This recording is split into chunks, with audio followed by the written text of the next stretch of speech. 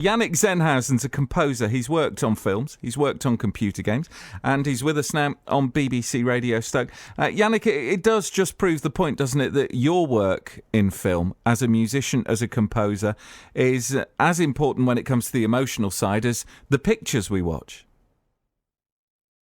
Yes, exactly. Very good examples you just showed there. It was very impactful. It's bizarre. I mean, the Bambi one would, if I'd had the pictures as well, would have had me going. Yeah, I'd have been, wiping the dust from my eye kind of thing. And yet you change the music, completely different emotion. Is that what you're thinking when you're a composer? How do I bring the emotion of what's going on screen to the audience?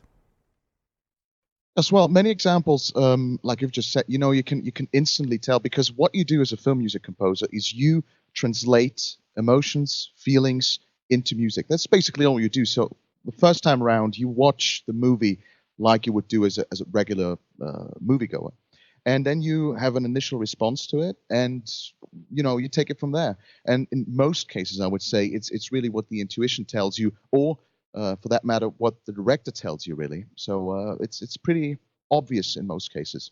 How prescriptive are some of the directors? Will they tell you, not quite note for note, but almost what they want?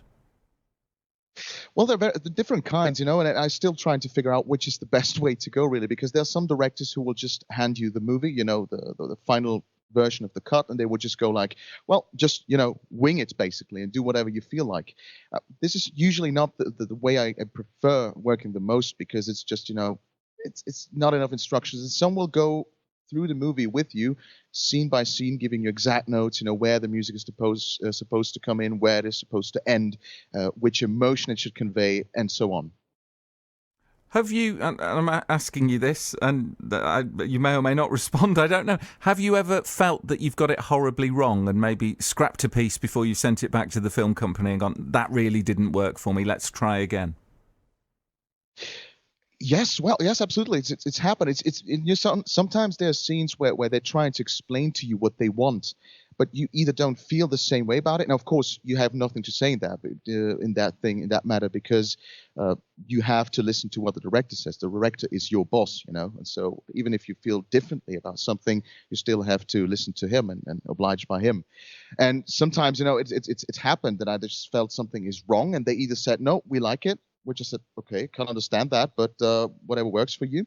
And in many cases, when I feel insecure about something or I don't like something, they will tend to agree and say, then it gets into this trial and error process, where you're just trying to figure out, and they say, no, it's not working, do a different version, and do a different version, and you might up ending working on a scene like 3 to 4 days, just trying 4 to 5 different versions, and sometimes in the end they say, let's leave away the music. It's fine like that. And so, how does it work? Do certain instruments convey certain emotions? I'm thinking, a lot of the big scenes, for example, where they want you to cry, seem to have strings in them. Mm-hmm.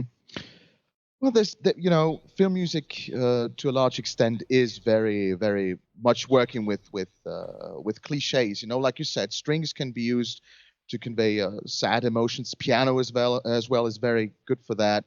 And then there are instruments that are more like joyful, happy, like glockenspiel and stuff like that. When you use tubas or heavy brass, it's you use those for menacing things, but it's always up to you to decide when you want to use the cliches and when not, because sometimes you can use a glockenspiel, which is a very bright sound, a very happy, joyful, almost childlike sound. You can use that in a horror scene, and it makes it even worse if you would have gone with the obvious, heavy brass and that stuff. Do you have a preference for which genres you work in? Do you prefer doing sort of horror to romance, or how does that work for you?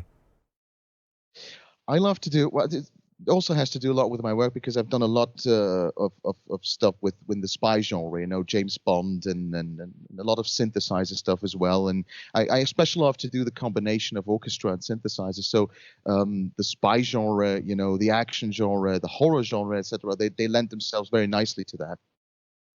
It's great talking to you. Thanks so much for your time this morning.